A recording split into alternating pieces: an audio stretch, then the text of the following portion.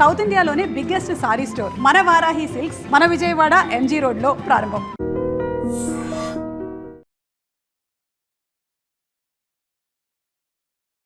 నమస్కారం, welcome to I dream. ధర్మ మార్గం విత్ విజిత కార్యక్రమానికి స్వాగతం.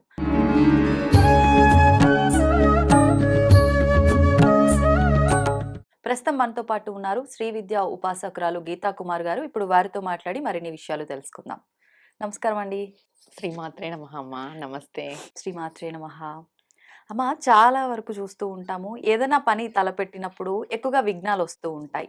అంటే నిత్యము చేసే పనుల్లో కానివ్వండి, విశేషంగా ఏదన్నా మనం ఆచరిద్దాము అనుకున్నా సరే ప్రతిదీ ఆలస్యం అయిపోతుంది, ప్రతిదీ చాలా కష్టంతో కంప్లీట్ అవుతూ ఉంటుంది చాలా మంది విషయాల్లో. ఎక్కువగా ఇలా జరగకుండా ఉండాలి, ఈ విఘ్నాలు తొలగిపోవాలి అని అంటే ఏదైనా పరిహారం ఉంటే వివరించండి. ఓకే అమ్మ. మనకు ఫస్ట్ విఘ్నాలు ఎందుకు కలుగుతున్నాయనే విషయం పైన మనం ఆలోచన చేయాలి. మనం ఏదైనా పని చేసేటప్పుడు అది మనం కరెక్ట్‌గా వేలో చేస్తున్నామా? దాని ప్రొసీజర్ అంతా కరెక్ట్‌గా ఉందా? ప్రాసెస్ అంతా కరెక్ట్‌గా చేస్తున్నామా? అన్నీ చేస్తున్నా కూడా మనకెందుకు విఘ్నం కలుగుతుంది? చాలామంది ఎలా ఉంటారంటే జస్ట్ చేశామంటే చేశాం. అవును, అలా ఉన్నారు. అలా మొక్కుబడికి. మొక్కుబడికి. ఇప్పుడు ఏ నిత్య జీవితంలో కూడా ఊరికే చేశామంటే చేశాము మేము. అలా గాకోకున్నట్టు మీరు 100% ప్రయత్నం చేసిన తర్వాత కూడా ఆ. దానికి విఘ్నం కలుగుతుంది అనంటే మనం ఆలోచించాల్సిన విషయం. మనం 100% చెయ్యకోకున్నట్టు మనం చేసే పనికి అసలు విఘ్నమే రాకూడదు అనంటే ఈ కలియుగంలో జరగని పని. ఖచ్చితంగా ప్రతి ఒక్కరు కూడా విఘ్నాలు ఎదుర్కొంటారు. ఏ పనిలోనైనా కూడా. అంటే ముందుగా చెప్పాలంటే ఓటమి మొదటి మెట్టు విజయానికి అంటాం. అవును, ఓటమి చూడని విజయం విజయమే కాదు నా దృష్టిలో అయితే. అంతే అంటారు. అంతే.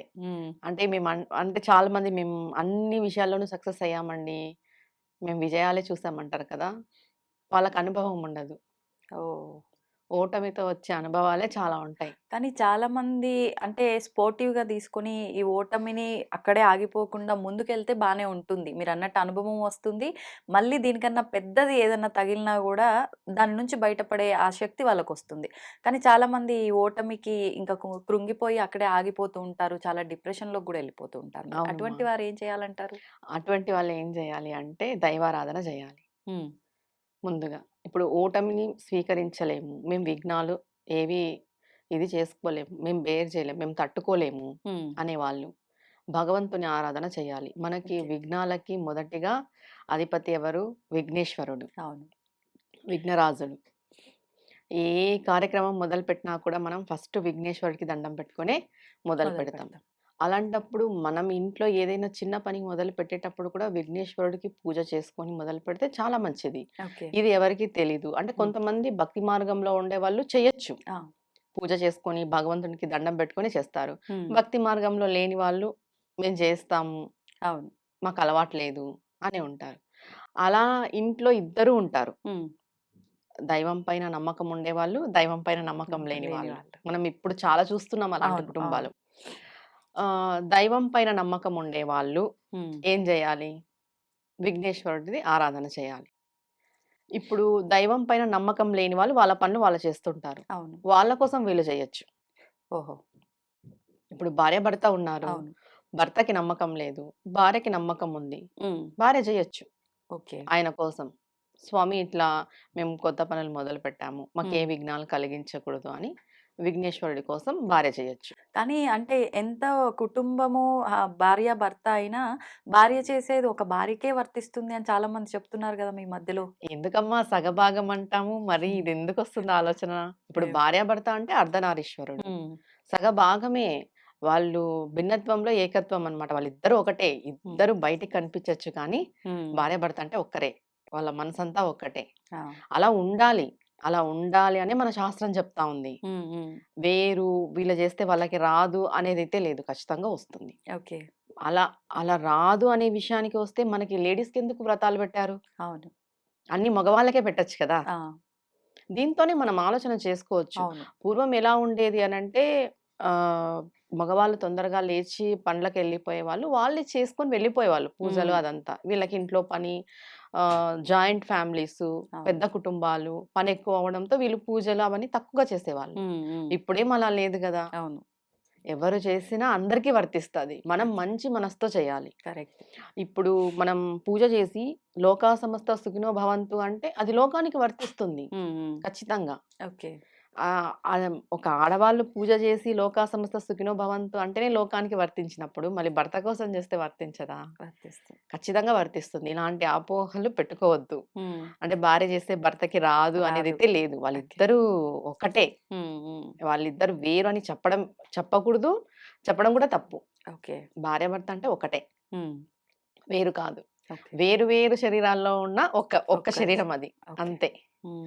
ఇప్పుడు విఘ్నేశ్వరుడికి చేసుకోవాలి. ఎలాంటి పని మనం మొదలుపెట్టినా మనకి జరగట్లేదు, అసలు ముందుకెళ్ళట్లేదు అనంటే విఘ్నేశ్వరుడి మంత్రం ఒకటుంది లలిత సహస్రనామంలో. మహాగణేశ నిర్భిన్న విఘ్నయంత్ర ప్రహర్షితాయై నమః. ఈ మంత్రాన్ని చేసుకోవాలి.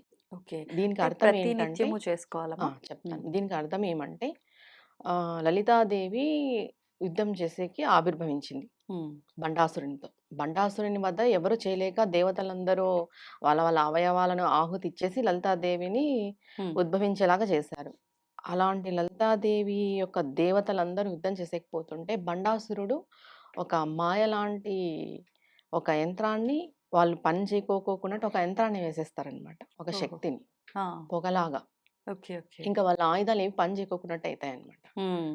అలాంటి ఇది వేసినప్పుడు అమ్మవారు విఘ్నేశ్వరుని వంక చూస్తుంది. నువ్వు రావాలి, ఇంకా యుద్ధంలోకి అడుగు పెట్టే సమయం వచ్చేసింది అని.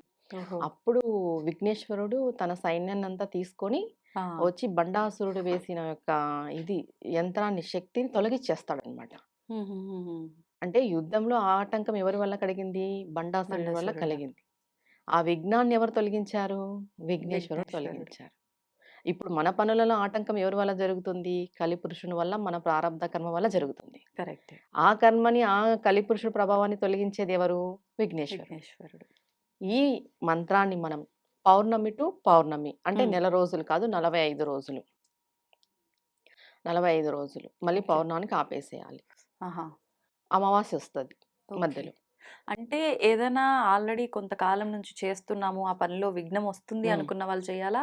ఏదన్నా అంటే ముందర మేము ఏదైనా చేసేది ఉన్నా కూడా మాకు ఆటంకాలు రావద్దు అని ముందుగానే చేసుకోవచ్చు అంటారా? ఆటంకాలు రావద్దు అనేవాళ్ళు డైలీ చేసుకోవచ్చు 11 సార్లు ఓకే.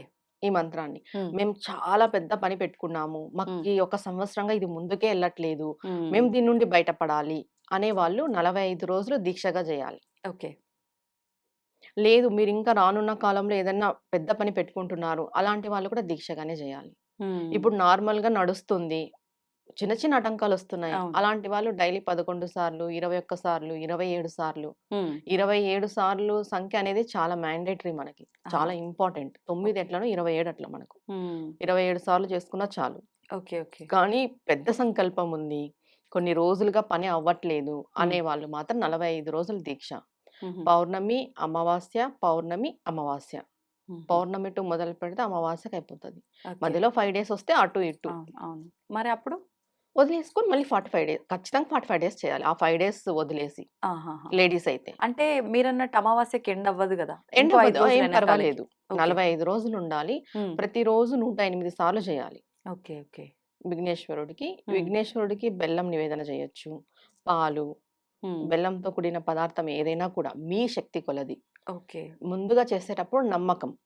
నమ్మకం అనేది చాలా చాలా ముఖ్యం ఇక్కడ. మీరు ఓకే. నమ్మకంతో చేస్తే ఈ మంత్రాన్ని 45 రోజులు 108 సార్లు ఖచ్చితంగా మీ విషయాలలో వచ్చే ఆటంకాలు, మీ పనులలో వచ్చే ఆటంకాలన్నీ ఆ విఘ్నేశ్వరుడు ఖచ్చితంగా తొలగిస్తాడు. ఇప్పుడు మీరు దీక్ష అన్నారు. అంటే దీక్ష నార్మల్‌గా చేస్తే నియమాలు అవసరం లేదేమో. దీక్ష అనేసరికి నియమాలు ఎక్కువగా పాటించాల్సి పెళ్ళైన ఉంటుంది. వాళ్ళకి బ్రహ్మచర్యం చెప్పమమ్మా. హ్మ్. అది లేదు. పెళ్ళైన వాళ్ళకి బ్రహ్మచర్యం ఉండాలనేది కొన్ని విషయాల్లోనే చెప్తాం. అన్ని విషయాల్లో లేదు. హ్మ్. ఇంకా ఏకభుక్తము, భూషయనము, మాంసాహారం నిషేధం అదంతా మీ మీ ఇంటి రీత్యా చేసుకోవచ్చు. మీరు ఓహ్! పొద్దున్నే చేసుకుంటామంటే ఏది అవసరం లేదు.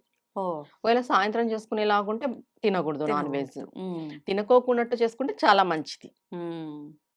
నిష్టగా నిష్టగా చేయగలిగితే ఇంకా చేసుకుంటే. ఫలితం. భార్యాభర్తకైతే బ్రహ్మచర్యం లేదు. ఓకే. ఓకే. అంటే భార్యాభర్త ధర్మంగా ఉండి వాళ్ళు ఇలాంటి పూజలు చేసుకున్నప్పుడు వాళ్ళు బ్రహ్మచర్యం చేసినట్టే లెక్కొస్తది. ఓకే. ఓకే. అది. ఇప్పుడు మీరు ఇందాక అన్నట్లు భర్తకు నమ్మకం లేకపోతే భర్త తరఫున భార్య చేయొచ్చు. చెయ్యొచ్చు. మరి ఒకవేళ భార్యకే నమ్మకం లేని పరిస్థితుల్లో అంటే చాలా వరకు ఆడవాళ్ళకి భక్తి ఉంటుంది.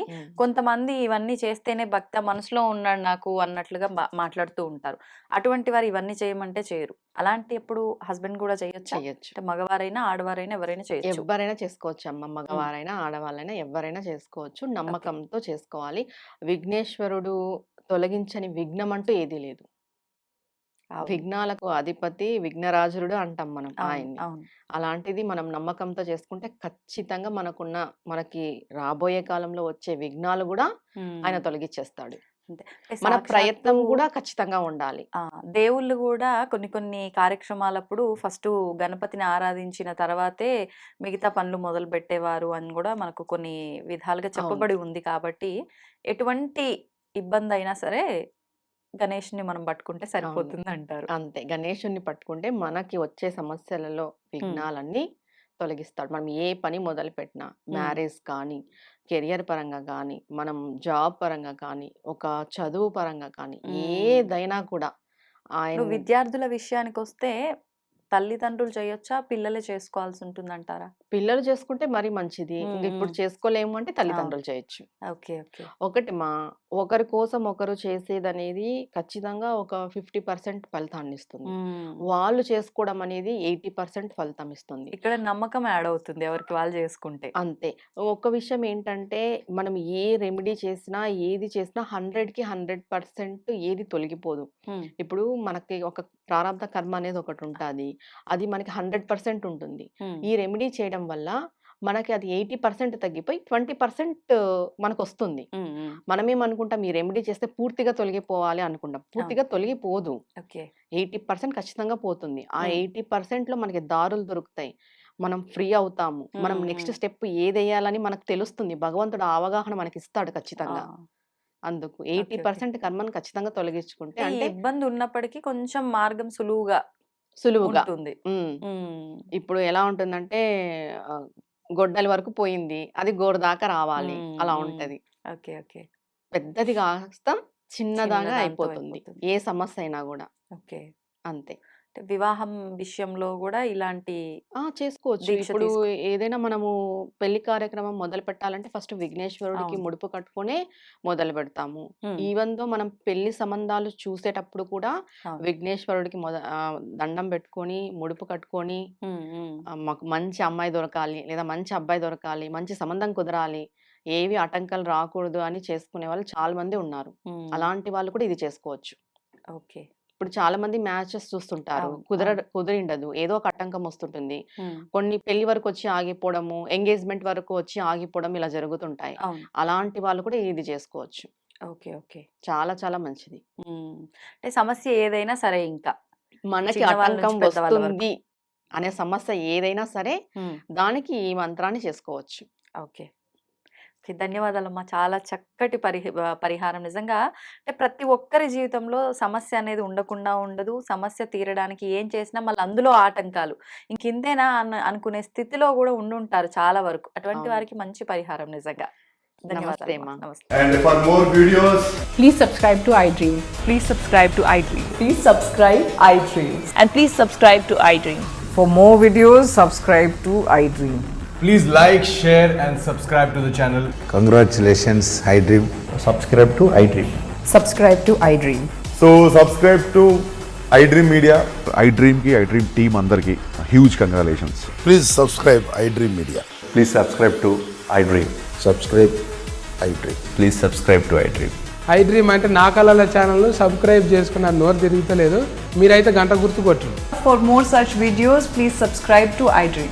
Subscribe to iDream. Please subscribe to iDream. Please subscribe iDream Media. Please do subscribe to iDream. Please subscribe to iDream Media. For best entertainment and information, please subscribe iDream. And don't forget to subscribe to iDream.